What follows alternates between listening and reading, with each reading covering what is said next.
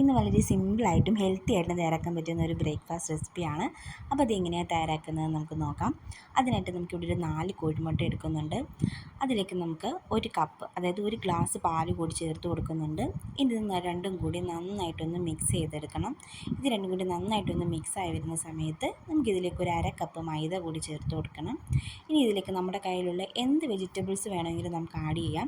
ഞാനിവിടെ ഒരു ക്യാരറ്റ്, ഒരു തക്കാളിയുടെ പകുതി, ഒരു ചെറിയ പച്ചമുളക്, ഒരു സവാള ചെറുതായി അരിഞ്ഞത്, ഒരു ക്യാപ്സിക്കം, കുറച്ച് കറിവേപ്പില, കുറച്ച് ഇഞ്ചി രണ്ടും കൂടി ചെറുതായിട്ട് അരിഞ്ഞത്, പിന്നെ ഇതിനേക്ക് ആവശ്യത്തിലുള്ള ഉപ്പും കുരുമുളക് പൊടി, ഇത്രയും കൂടിയാണ് ഞാനിവിടെ ചേർത്ത് കൊടുക്കുന്നത്.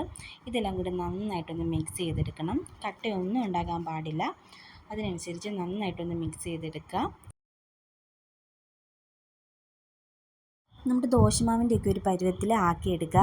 ഇനി ബാറ്റർ കുറച്ച് തിക്കായി പോവുകയാണെന്നുണ്ടെങ്കിൽ അതിലേക്ക് കുറച്ച് പാൽ കൂടി ആഡ് ചെയ്ത് ഒന്ന് ലൂസാക്കി എടുത്താൽ മതി.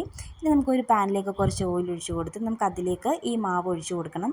നമ്മൾ സാധാ നോർമൽ ദോശ ചുടുന്നത് പോലെ തന്നെ ചുട്ടെടുക്കുക, തിരിച്ചും മറിച്ചും ചുട്ടെടുക്കുക. അപ്പോൾ വളരെ ടേസ്റ്റി ആയിട്ടും വളരെ ഹെൽത്തി ആയിട്ടും ഡയറ്റൊക്കെ ഫോളോ ചെയ്യുന്നവർക്ക് കഴിക്കാൻ പറ്റുന്ന വളരെ സിമ്പിളായിട്ടുള്ളൊരു റെസിപ്പിയാണിത്.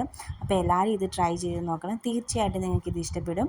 വീഡിയോ ഇഷ്ടപ്പെടുകയാണെങ്കിൽ ലൈക്ക് ചെയ്യാനും ഷെയർ ചെയ്യാനും ചാനൽ സബ്സ്ക്രൈബ് ചെയ്യാനും ആരും മറക്കരുത്.